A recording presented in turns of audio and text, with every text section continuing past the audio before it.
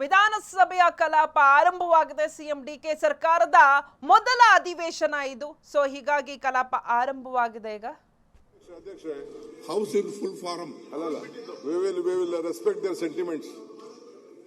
ಆಯ್ತು ಬಿಡಿ ರಾಯರೆಡ್ಡಿ ಅವರೇ, ಆಯ್ತು ವಿರೋಧ ಪಕ್ಷದ ನಾಯಕರು ಹೇಳದ್ನ ನಾವು ಕೇಳೋಣ, ನಾಳೆನೇ ಮಾಡೋಣ, ನೋ ಪ್ರಾಬ್ಲಮ್. ಏನ್ ತೊಂದರೆ ಇಲ್ಲ. ಆಯ್ತು, ತಾವ್ ಹೇಳ್ದಂಗೆ ಸಂತಾಪ ತೆಗೆದುಕೊಳ್ಳೋಣ. ನಾನು ಯಾವ ದೃಷ್ಟಿ ನಿಮ್ಗೆ, ನೀವು ಹೊಸದಾಗಿ ಮಂತ್ರಿಮಂಡಲ ರಚನೆ ಮಾಡಿದ್ದೀರಾ, ನಮ್ಗೆ ಇಷ್ಟ ಇದೆಯೋ ಇಲ್ಲ ಅದು ಬೇರೆ ಪ್ರಶ್ನೆ. ನಿಮ್ಗಂತೂ ಖುಷಿ ಇದೆ, ಸಂತಾಪ ಖುಷಿನ ಯಾಕೆ ಮಿಕ್ಸ್ ಮಾಡ್ತೀರಾ? ಬೇಡ, ಅದಕ್ಕೆ ಇದು ಹೊಸ ಪರಂಪರೆ ಬೇಡ ಅಂತ ಅಷ್ಟೇ.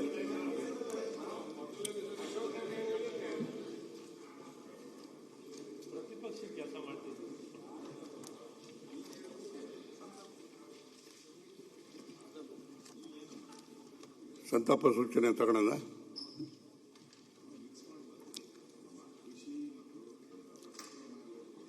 ಹದಿನಾರನೇ ವಿಧಾನಸಭೆಯ ಕಳೆದ ಅಧಿವೇಶನದ ನಂತರ ರಾಜ್ಯದ ಹಾಲಿ ಸಚಿವರಾಗಿದ್ದ ಡಿ ಸುಧಾಕರ್, ವಿಧಾನಸಭೆಯ ಮಾಜಿ ಉಪಾಧ್ಯಕ್ಷರಾಗಿದ್ದ ಸಿ ವೀರಣ್ಣ, ಮಾಜಿ ಸಚಿವರುಗಳಾಗಿದ್ದ ವೆಂಕಟರಮಣಪ್ಪ, ರಾಮಚಂದ್ರಗೌಡ, ವಿಧಾನಸಭೆಯ ಮಾಜಿ ಸದಸ್ಯರುಗಳಾಗಿದ್ದ K R Srinivasaiah, H S. Puttaranga, Syed Yasin, B Srinivasan, H M. Chandrashekarappa, R G. Venkatachalaiah, S. Krishnappa, ರಾಜ್ಯಸಭೆಯ ಮಾಜಿ ಸದಸ್ಯರಾಗಿದ್ದ ಎಚ್. ಹನುಮಂತಪ್ಪ, ಖ್ಯಾತ ಹಿನ್ನೆಲೆಯ ಗಾಯಕರಾಗಿದ್ದ ಶ್ರೀಮತಿ ಎಸ್. ಜಾನಕಿ, ಶ್ರೀಮತಿ ಆಶಾ ಭೋಂಸ್ಲೆ ಮತ್ತು ಮಾಜಿ ಪ್ರಧಾನಮಂತ್ರಿಗಳಾದ ಎಚ್. ಡಿ. ದೇವೇಗೌಡರ ಧರ್ಮಪತ್ನಿ ಶ್ರೀಮತಿ ಚೆನ್ನಮ್ಮ ಅವರುಗಳು ನಿಧನ ಹೊಂದಿರುವುದನ್ನು ಈ ಸದನಕ್ಕೆ ಅತ್ಯಂತ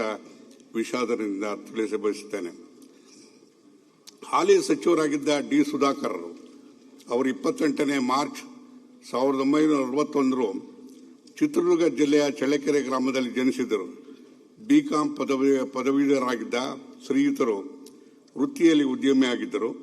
ಸಹಕಾರ ಕ್ಷೇತ್ರದ ಮೂಲಕ ಜನಸೇವೆ ಆರಂಭಿಸಿದ ಶ್ರೀಯುತರು ಕಳೆದ 2 ದಶಕಗಳ ಕಾಲ ಚಿತ್ರದುರ್ಗದ ಡಿಸಿಸಿ ಬ್ಯಾಂಕಿನ ಅಧ್ಯಕ್ಷರಾಗಿ ಸೇವೆ ಸಲ್ಲಿಸಿದರು. 2004ರಲ್ಲಿ ಚಳ್ಳಕೆರೆ ವಿಧಾನಸಭಾ ಕ್ಷೇತ್ರದಿಂದ ಮೊದಲನೇ ಬಾರಿಗೆ 12ನೇ ವಿಧಾನಸಭೆಯ ಪ್ರವೇಶಿಸಿದ್ದ ಶ್ರೀಯುತರು ನಂತರ ಹಿರಿಯೂರು ವಿಧಾನಸಭಾ ಕ್ಷೇತ್ರದಿಂದ 13, 14 ಮತ್ತು 16ನೇ ವಿಧಾನಸಭೆಗೆ ಆಯ್ಕೆಯಾಗಿದ್ದರು. ಭದ್ರಾ ಮೇಲ್ದಂಡೆ ಯೋಜನೆಗೆ ಸಾಕಷ್ಟು ಹೋರಾಟ ನಡೆಸಿದ್ದ ಶ್ರೀಯುತರು ಕಿಯೋನೆಕ್ಸ್ನ ಅಧ್ಯಕ್ಷರಾಗಿ ಕಾರ್ಯನಿರ್ವಹಿಸಿದ್ದರು. ಸಮಾಜ ಕಲ್ಯಾಣ ಮತ್ತು ಮುಜರಾಯಿ ಯೋಜನೆಯ ಕಾರ್ಯಕ್ರಮ ಸಂಯೋಜನೆ ಮತ್ತು ಸಾಂಖ್ಯಿಕ ಸಚಿವರಾಗಿ ಸೇವೆ ಸಲ್ಲಿಸಿದ್ದ ಶ್ರೀಯುತರು ಎಲ್ಲರನ್ನೂ ವಿಶ್ವಾಸಕ್ಕೆ ತೆಗೆದುಕೊಳ್ಳುವ ಡೈನಮಿಕ್ ಗುಣವನ್ನು ಹೊಂದಿದ್ದರು. ಈ ಗುಣವೇ ಅವರನ್ನು ಅಜಾಶತ್ರುವನ್ನಾಗಿ ನಾಯಕನನ್ನು ರೂಪಿಸಿತು. ಕೊಡುಗೈ ದಾನಿ ಎಂದೇ ಪ್ರಸಿದ್ಧರಾಗಿದ್ದ ಹಿರಿಯ ರಾಜಕಾರಣಿ ಡಿ ಸುಧಾಕರ್ ಅವರು ದಿನಾಂಕ 10/5/26 ನಿಧನ ಹೊಂದಿರುತ್ತಾರೆ. ವಿಧಾನಸಭೆಯ ಮಾಜಿ ಉಪಾಧ್ಯಕ್ಷರು ಹಾಗೂ ಮಾಜಿ ಸಚಿವರಾಗಿದ್ದ ಸಿ ವೀರಣ್ಣ ಅವರು ದಿನಾಂಕ 23/4/1941 ತುಮಕೂರು ಜಿಲ್ಲೆಯ ಕೊರಟಗೆರೆಯಲ್ಲಿ ಜನಿಸಿದರು. BA BL ಪದವೀಧರರಾಗಿದ್ದ ಶ್ರೀಯುತರು ವೃತ್ತಿಯಲ್ಲಿ ವಕೀಲರಾಗಿದ್ದರು. 1972ರಲ್ಲಿ ರಾಜಕೀಯ ಪ್ರವೇಶಿಸಿದ ಶ್ರೀಯುತರು 1983ರಲ್ಲಿ ಕೊರಟಗೆರೆ ಕ್ಷೇತ್ರದಿಂದ ಪ್ರಥಮ ಬಾರಿಗೆ 7ನೇ ವಿಧಾನಸಭೆಗೆ ಆಯ್ಕೆಯಾಗಿ ನಂತರ ಅದೇ ಕ್ಷೇತ್ರದಿಂದ 8ನೇ ವಿಧಾನಸಭೆಗೆ ಪುನರ್ ಆಯ್ಕೆಯಾಗಿದ್ದರು. ಸಣ್ಣ ಉಳಿತಾಯ, ಲಾಟರಿ, ಬಂದಿಖಾನೆ ಮತ್ತು ವಾಣಿಜ್ಯ ಮತ್ತು ಕೈಗಾರಿಕೆ ಸಾರಿಗೆ ಸಚಿವರಾಗಿ ಕಾರ್ಯನಿರ್ವಹಿಸಿದ್ದ ಶ್ರೀಯುತರು ಸಣ್ಣ ಉಳಿತಾಯ ಖಾತೆ ಸಚಿವರಾಗಿದ್ದ ಅವಧಿಯಲ್ಲಿ ಇಲಾಖೆಗೆ ಹೊಸ ಸ್ಪರ್ಶ ನೀಡಿ ಜನರಿಗೆ ಉಳಿತಾಯ ಬಗ್ಗೆ ಜಾಗೃತಿ ಮೂಡಿಸಿ ಹಲವು ಕಾರ್ಯಕ್ರಮಗಳನ್ನು ಹಮ್ಮಿಕೊಳ್ಳುವ ಮೂಲಕ ರಾಜ್ಯವು ಸಣ್ಣ ಉಳಿತಾಯ ಸಂಗ್ರಹಣೆಯಲ್ಲಿ ದೇಶದಲ್ಲೇ ಮೊದಲ ಸ್ಥಾನ ಗಳಿಸಲು ಕಾರಣೀಭೂತರಾಗಿದ್ದರು. ಆಡಳಿತಾತ್ಮಕ ದಕ್ಷತೆ, ಪ್ರಾಮಾಣಿಕತೆ, ಅಭಿವೃದ್ಧಿಪರ ಚಿಂತನೆಗಾಗಿ ಶ್ರಮಿಸಿದ್ದ ಹಿರಿಯ ರಾಜಕಾರಣಿ ಸಿ ವೀರಣ್ಣ ಅವರು 24/7/26 ನಿಧನ ಹೊಂದಿರುತ್ತಾರೆ. ಮಾಜಿ ಸಚಿವರಾದ ಶ್ರೀ ವೆಂಕಟರಮಣಪ್ಪ ಅವರು 16/3 1946ರಂದು ತುಮಕೂರು ಜಿಲ್ಲೆಯ ಪಾವಗಡ ತಾಲೂಕಿನಲ್ಲಿ ಹನುಮಂತನಹಳ್ಳಿ ಗ್ರಾಮದಲ್ಲಿ ಜನಿಸಿದ್ದು ವೃತ್ತಿಯಲ್ಲಿ ಶಿಕ್ಷಕರಾಗಿದ್ದರು. 1984ರಲ್ಲಿ ಪನ್ನಸಮುದ್ರ ಮಂಡಲ ಪಂಚಾಯಿತಿ ಸದಸ್ಯರಾಗಿ ರಾಜಕೀಯ ಪ್ರವೇಶಿಸಿದ ಶ್ರೀಯುತರು VSSN ಅಧ್ಯಕ್ಷರಾಗಿಯೂ ಸೇವಲಿಸಿದ್ದರು. 1989ರಲ್ಲಿ ಪ್ರಥಮ ಬಾರಿಗೆ ಪಾವಗಡ ಕ್ಷೇತ್ರದಿಂದ 9ನೇ ವಿಧಾನಸಭೆಗೆ ಆಯ್ಕೆಯಾಗಿದ್ದ ಶ್ರೀಯುತರು ನಂತರ 11, 13 ಮತ್ತು 15ನೇ ವಿಧಾನಸಭೆಗೆ ಅದೇ ಕ್ಷೇತ್ರದಿಂದ ಆಯ್ಕೆಯಾಗಿದ್ದರು. ಸಣ್ಣ ಕೈಗಾರಿಕೆ ಹಾಗೂ ರೇಷ್ಮೆ, ಜವಳಿ ಮತ್ತು ಕಾರ್ಮಿಕ ಸಚಿವರಾಗಿ ಶ್ರೀಯುತರು ಸೇವೆ ಸಲ್ಲಿಸಿದ್ದರು. ಪಾವಗಡ ಪಟ್ಟಣಕ್ಕೆ ಕುಡಿಯುವ ನೀರು ಕಲ್ಪಿಸಲು ನಾಗಲಮಡಿಕೆ ಉತ್ತರ ಪಿನಾಕಿನಿ ನದಿಗೆ ಅಡ್ಡವಾಗಿ ಚೆಕ್ ಡ್ಯಾಂ ನಿರ್ಮಿಸಿದ್ದ ಶ್ರೀಯುತರು ಪಾವಗಡದಲ್ಲಿ ನೀರಿನ ಹಾಹಾಕಾರವನ್ನು ಹೋಗಲಾಡಿಸಿದ ಭಗೀರಥ ಎಂದು ಜನಪ್ರಿಯರಾಗಿದ್ದರು. ಸಣ್ಣ ಕೈಗಾರಿಕಾ ಸಚಿವರಾಗಿದ್ದ ಅವಧಿಯಲ್ಲಿ ಪಾವಗಡ ಪಟ್ಟಣ ಸಮೀಪ ಕೈಗಾರಿಕಾ ಪಾರ್ಕ್ ನಿರ್ಮಾಣ ಮಾಡಲು ಕಾರಣಕರ್ತರಾಗಿದ್ದರು.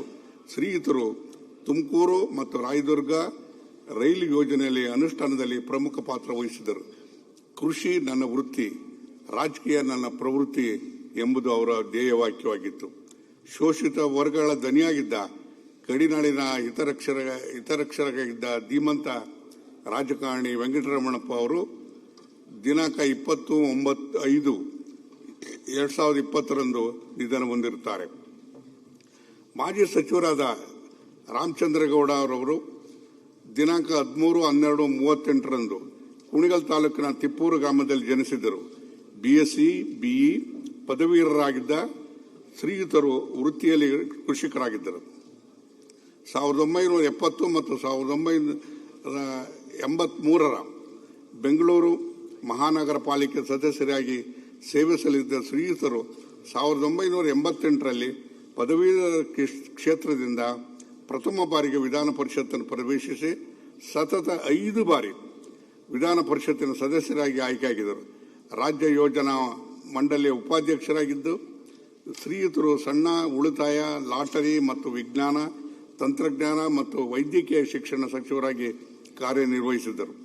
ಬೆಂಗಳೂರು ನಗರವು ಸೂಕ್ತ ರೀತಿಯಲ್ಲಿ ಅಭಿವೃದ್ಧಿಗೊಳ್ಳಲು ಹಾಗೂ ಕಾವೇರಿ ನದಿ ನೀರಿನ ವಿವಾದ ಸಂದರ್ಭದಲ್ಲಿ ನದಿ ಪಾತ್ರದಲ್ಲಿ ಬತ್ತಿ ಹೋಗುವ ಕೆರೆಗಳ ಪುನರುಜ್ಜೀವನ ಹೋರಾಟದಲ್ಲಿ ತಮ್ಮನ್ನು ತೊಡಗಿಸಿಕೊಂಡಿದ್ದರು. ಆ ಕಾರ್ಯಕ್ರಮದಲ್ಲಿ ಯಶಸ್ವಿಯಾದರು. ಚಲನಚಿತ್ರ ರಂಗದಲ್ಲಿ ಒಟ್ಟು 5 ಪ್ರಶಸ್ತಿಗಳನ್ನು ಮತ್ತು ಫಿಲಂ ಸ್ಪಂದನ ಎಂಬ ಪ್ರಾಯೋಗಿಕ ಚಿತ್ರದ ನಿರ್ಮಾಣಕ್ಕಾಗಿ ಪ್ರಶಸ್ತಿಯನ್ನು ಪಡೆದಿದ್ದ ಶ್ರೀಯುತರು 1988-94 ಅವಧಿಯಲ್ಲಿ ಉತ್ತಮ ಶಾಸಕ ಪ್ರಶಸ್ತಿಗೆ ಭಾಜನರಾಗಿದ್ದರು. ಹಿರಿಯ ರಾಜಕಾರಣಿ ಶ್ರೀ ರಾಮಚಂದ್ರಗೌಡರವರು ದಿನಾಂಕ 14/7/2026ರಂದು ನಿಧನ ಹೊಂದಿರುತ್ತಾರೆ. ವಿಧಾನಸಭೆಯ ಮಾಜಿ ಸದಸ್ಯರಾಗಿದ್ದ KR ಶ್ರೀನಿವಾಸಯ್ಯ ಅವರು ದಿನಾಂಕ 31/10/32ರಂದು ಕೋಲಾರ ಜಿಲ್ಲೆಯಲ್ಲಿ ಜನಿಸಿದ್ದರು. BA, BL ಪದವೀಧರರಾಗಿದ್ದ ಶ್ರೀಯುತರು ವೃತ್ತಿಯಲ್ಲಿ ವಕೀಲರಾಗಿದ್ದರು. ಸರ್ಕಾರಿ ವಕೀಲರಾಗಿ, ಸಾರ್ವಜನಿಕ ಅಭಿಯೋಜಕರಾಗಿ ಮತ್ತು ವಕೀಲರ ಅತೃಪ್ತಿಯ ಪ್ರಶ್ನೆ ಇಲ್ಲ. ಸರ್ಕಾರ, ಮುಖ್ಯಮಂತ್ರಿಗಳು ಏನು ಹೇಳ್ತಾರೆ ಅದು ನಿರ್ವಹಣೆ ಮಾಡಬೇಕಾದ್ರು ಸಂಪುಟ ಸಹೋದ್ಯೋಗಿಗಳ ಕರ್ತವ್ಯ. ಇಲ್ಲ, ಮನಸ್ಸು ಇಲ್ಲದೆ ಇದ್ರೂ ಈಗ ಆದಾಯದ ಮೂಲ ಕರ್ನಾಟಕ ಬಜೆಟ್ನಲ್ಲಿ ಇದು ಒಂದು ಆದಾಯದ ಮೂಲ, ಪ್ರಾಶಸ್ತ್ಯವಾದಂಥ ಆದಾಯದ ಮೂಲ. ಇದನ್ನ ಸುವ್ಯವಸ್ಥಿತವಾಗಿ ನಿರ್ವಹಣೆ ಮಾಡಿ ಕೊಟ್ಟಾಗ ಮಾತ್ರ ಹಣಕಾಸಿನ ವ್ಯವಸ್ಥೆ ಸರಿ ಹೋಗುತ್ತೆ. ಅದಕ್ಕೋಸ್ಕರ ಇದು ಸರಿಯಾಗಿ ನಿಭಾಯಿಸ್ತಾರೆ ಅಂತ ಕೊಟ್ಟಿರ್ಬೋದು. ಹಣಕಾಸಿನ ವ್ಯವಸ್ಥೆಯಲ್ಲಿ ಹಣಕಾಸು ಕ್ರೋಢೀಕರಣ, ಸೋರಿಕೆ ಆಗದಂತೆ ತಡೆಗಟ್ಟಿ ಉತ್ತಮವಾದಂಥ ರೀತಿಯಲ್ಲಿ ನಿರ್ವಹಣೆ ಮಾಡಬೇಕು ಅನ್ನೋ ಉದ್ದೇಶದಿಂದ ಕೊಟ್ಟಿದ್ದಾರೆ ಅಂತ ಕಾಣುತ್ತೆ. ಜವಾಬ್ದಾರಿಯುತ ಮಾಡೋಣ. ಕಳಂಕ ಯಾರು ಹೊತ್ಕೊಂಡೋ ಏನೋ ಬಿಟ್ಟನೋ, ನಾವು ಕಳಂಕ ರಹಿತರಾಗಿ ಕೆಲಸ ಮಾಡ್ತೀವಿ, ಅದರಲ್ಲಿ ಯಾವುದೇ ಅನುಮಾನ ಬೇಡ. ಕಳಂಕ ರಹಿತರಾಗಿ ಕೆಲಸ ಮಾಡ್ತೀವಿ. ಇದು ಇಲಾಖೆನೇ ಅಂಥದ್ದು, ಸಾರ್ವಜನಿಕರ ಇಲಾಖೆ, ದಿನನಿತ್ಯದ ವ್ಯವಸ್ಥೆ ಒಳಗಿರುವಂಥ ಇಲಾಖೆ. ಅದರಿಂದ ಯಾವಾಗಲೂ ದುಡ್ಡಾಡೋ ಇಲಾಖೆ. ಹಣದ ವಹಿವಾಟು ನಡೆಯೋದಿಲ್ಲ. ಅದರಿಂದ ಭ್ರಷ್ಟಾಚಾರಗಳು ಹೇಳ್ತಾ ಇರ್ತಾರೆ, ಯಾರು ಆಗದವರು, ಓದೋರು, ಮಾಡಿದವರು, ವೈರಿಗಳು ಎಲ್ಲ ಹೇಳ್ತಾ ಇರ್ತಾರೆ. ಅದಕ್ಕೆ ಮೂಲ ಪ್ರಾಮಾಣಿಕವಾಗಿ ಮಾಡೋಣ. ಪ್ರತಿಭಟನೆ ವಿರೋಧ ಪಕ್ಷದ ಕರ್ತವ್ಯ, ಮಾಡ್ತಾರೆ. ನಾವು ವಿರೋಧ ಪಕ್ಷದಲ್ಲಿದ್ದಾಗ ಅದನ್ನೇ ಮಾಡ್ತೀವಿ. ಅತೃಪ್ತಿ ಅನ್ನೋ ಪ್ರಶ್ನೆ ಇಲ್ಲ. ಸರ್ಕಾರ, ಮುಖ್ಯಮಂತ್ರಿಗಳು ಏನು ಹೇಳ್ತಾರೆ ಅದನ್ನು ನಿರ್ವಹಣೆ ಮಾಡಬೇಕಾದ್ರೆ ಸಂಪುಟ ಸಹೋದ್ಯೋಗಿಗಳ ಕರ್ತವ್ಯ. ಇಲ್ಲ, ಮನಸ್ಸು ಇಲ್ಲದೆ ಇದ್ರೂ ಈಗ ಆದಾಯದ ಮೂಲ ಯಾರು ಬೇಡ ಅಂತ ಹೇಳಿದ್ರು. ಪ್ರಜಾಪ್ರಭುತ್ವದಲ್ಲಿ ಎಲ್ರಿಗೂ ಸಹ ಹಕ್ಕಿದೆ. ಪ್ರಜಾಪ್ರಭುತ್ವದ ಮತ್ತು ಸದನದ ನಿಯಮಾವಳಿಯಲ್ಲಿ ವಿಧಾನ ಪರಿಷತ್ತಿನ ಸಭಾಧ್ಯಕ್ಷರು ಮತ್ತು ಸಭಾಧ್ಯಕ್ಷರಿಗೆ ಚುನಾವಣೆ ನಡೆಯುತ್ತೆ, ಚುನಾವಣೆ ಆಗಲಿ. ಆದರೆ ಬೇರೆಯವರಿಗೆ ಪಾಠ ಹೇಳೋರು ಲೋಕಸಭೆಯಲ್ಲಿ 12 ವರ್ಷದಿಂದ ಯಾಕೆ ಇವರು ಡೆಪ್ಟಿ ಸ್ಪೀಕರ್ ಮಾಡಿಲ್ಲ ಅನ್ನೋ ಪ್ರಶ್ನೆಗೆ ಅವ್ರು ಉತ್ತರ ಕೊಟ್ಬಿಟ್ಟು ಮುಂದೆ ಹೋಗೋದು ಒಳ್ಳೇದು. ಯಾರು ಬೇಡ ಅಂತ ಹೇಳಿದ್ರು. ಪ್ರಜಾಪ್ರಭುತ್ವದಲ್ಲಿ ಎಲ್ರಿಗೂ ಸಹ ಹಕ್ಕಿದೆ. ಪ್ರಜಾಪ್ರಭುತ್ವದ ಮತ್ತು ಸದನದ ನಿಯಮಾವಳಿಯಲ್ಲಿ ವಿಧಾನ ಪರಿಷತ್ತಿನ ಸಭಾಧ್ಯಕ್ಷರು ಮತ್ತು ಸಭಾಧ್ಯಕ್ಷರಿಗೆ ಚುನಾವಣೆ ನಡೆಯುತ್ತೆ, ಚುನಾವಣೆ ಆಗಲಿ. ಆದರೆ ಬೇರೆಯವರಿಗೆ ಪಾಠ ಹೇಳೋರು ಲೋಕಸಭೆಯಲ್ಲಿ 12 ವರ್ಷದಿಂದ ಯಾಕೆ ಇವರು ಡೆಪ್ಟಿ ಸ್ಪೀಕರ್ ಮಾಡಿಲ್ಲ ಅನ್ನೋ ಪ್ರಶ್ನೆಗೆ ಅವ್ರು ಉತ್ತರ ಕೊಟ್ಬಿಟ್ಟು ಮುಂದೆ ಹೋಗೋದು ಒಳ್ಳೇದು. ಯಾರು ಬೇಡ ಅಂತ ಹೇಳಿದ್ರು. ಪ್ರಜಾಪ್ರಭುತ್ವದಲ್ಲಿ ಎಲ್ರಿಗೂ ಸಹ ಹಕ್ಕಿದೆ. ಪ್ರಜಾಪ್ರಭುತ್ವದ ಮತ್ತು ಸದನದ ನಿಯಮಾವಳಿಯಲ್ಲಿ ವಿಧಾನ ಪರಿಷತ್ತಿನ ಸಭಾಧ್ಯಕ್ಷರು ಮತ್ತು ಸಭಾಧ್ಯಕ್ಷರಿಗೆ ಚುನಾವಣೆ ನಡೆಯುತ್ತೆ, ಚುನಾವಣೆ ಆಗಲಿ. ಆದರೆ ಬೇರೆಯವರಿಗೆ ಪಾಠ ಹೇಳೋರು ಲೋಕಸಭೆಯಲ್ಲಿ 12 ವರ್ಷದಿಂದ ಯಾಕೆ ಇವರು ಡೆಪ್ಟಿ ಸ್ಪೀಕರ್ ಮಾಡಿಲ್ಲ ಅನ್ನೋ ಇಲ್ಲ.